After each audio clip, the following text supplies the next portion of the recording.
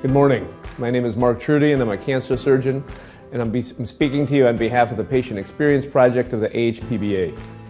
Today we'll be talking about pancreatic cancer. Things have dramatically changed over the last 5 to 10 years in our management of pancreas cancer. We have significantly better drugs that are much more effective. We're also able to perform operations in a larger fraction of patients. Therefore, we highly recommend any patient who's been diagnosed with pancreas cancer to seek out a second opinion, particularly at a center that specializes in this disease. Common symptoms of pancreas cancer include weight loss, pain. Patients can become jaundiced or yellowing of the skin. They can develop diarrhea. They could also develop new diabetes or have a worsening of their previous diabetes. The overwhelming majority of the cases of pancreas cancer have an unknown cause. A very small fraction of patients can have increased risk factors. Those are typically patients with a significant family history or certain genetic disorders. But in general, over 95% of cases are sporadic or occur spontaneously. If you've been recently diagnosed with pancreas cancer, you need to be seen at a center and through a team of physicians that specialize particularly in this cancer.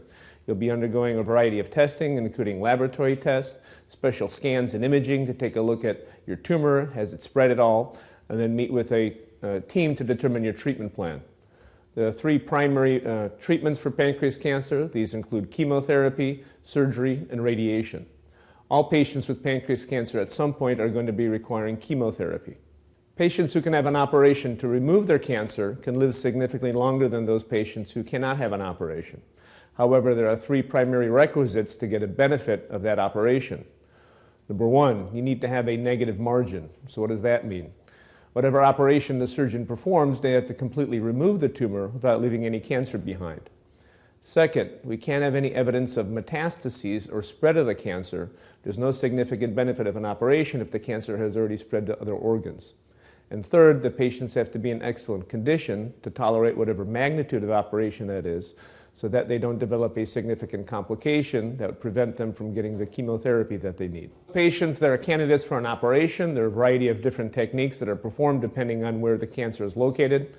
Surgery can be performed in a standard open fashion. In some cases, it can be performed what we call minimally invasively or laparoscopically or robotically. Much of that depends on the expertise and the particular location of the tumor. Depending on the extent of the operation, most patients will likely be hospitalized for 1 to 2 weeks in the hospital, and then probably 2 months of recovery. And then depending on whether or not those patients received chemotherapy prior to surgery, some patients will also receive some chemotherapy after surgery.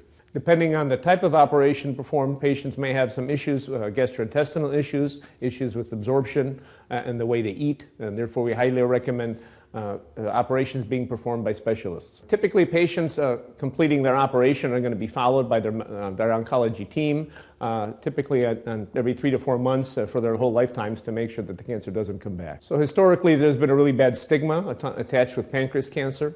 However, that stigma should be changing because of the improved therapeutics that we have and improved modalities. We're leading patients who once had very little chance to significantly improved outcomes. So we highly recommend seeking out a second opinion. Don't take the first answer as a final answer.